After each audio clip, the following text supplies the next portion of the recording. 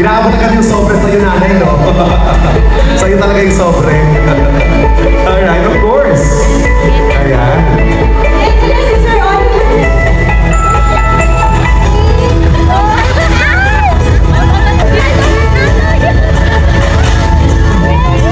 Arthur, group photo, please.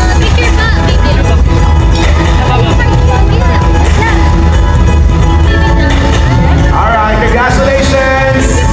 Hi everyone! Kauwi ko lang galing Novotel, Cubao. Kasi may ginanap nga na influencers night, ang You Glow Babe. So ayun, nalulungkot ako kasi hindi ako nabunot sa raffle. Sa dinami-daming pa-raffle, may motor, iPhone 17, at ang dami talaga.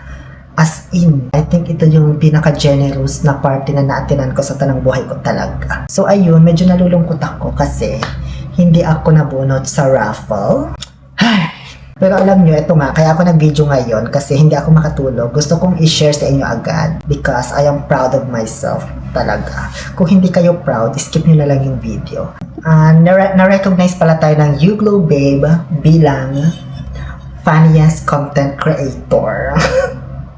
Wala na, hindi na ako naiiyak. Pero kanina naiiyak-iyak ako nung na-receive ko to kasi never ko in-expect na magkakaroon talaga ako ng award. Gusto ko lang naman umattend doon tapos may mamit na mga influencers. Okay na ako doon. So alam nyo nung nung awarding na ng mga awards that's in most viewed content, most love influencer, ganun. Hindi na ako umaasang magkaka-award ako, Bing. Kaya nung sa kalagitnaan ng award, nag-CR ako. Tapos, after ko mag-CR, pagpasok ko dun sa event center, nakita ko yung pangalan ko nasa monitor na Oliver Castro, Funniest Content Creator Award.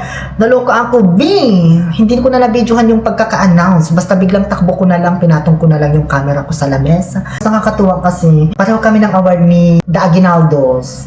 As in, so, parang nakaka-proud na kasama ko siya. Katabi ko siya kasama ang CEO ng You Glow Babe na inawardan ng Funniest Content Award. Actually, ito yung first time physical award, tama ba? Yung award na na-receive ko talaga na umakyat akong stage na may ganitong plate ba yung tawag sa ganito?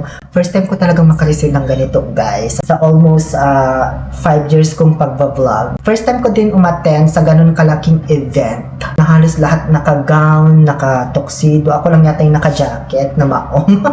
Abangan nyo na lang sa vlog ko yung full video ng mga pangyayari sa Influencers Night. Thank you so much, Lord. And thank you so much, You Glow Babe, for recognizing me. Yun lamang po. Siya, matulog na kayo. Anong oras na?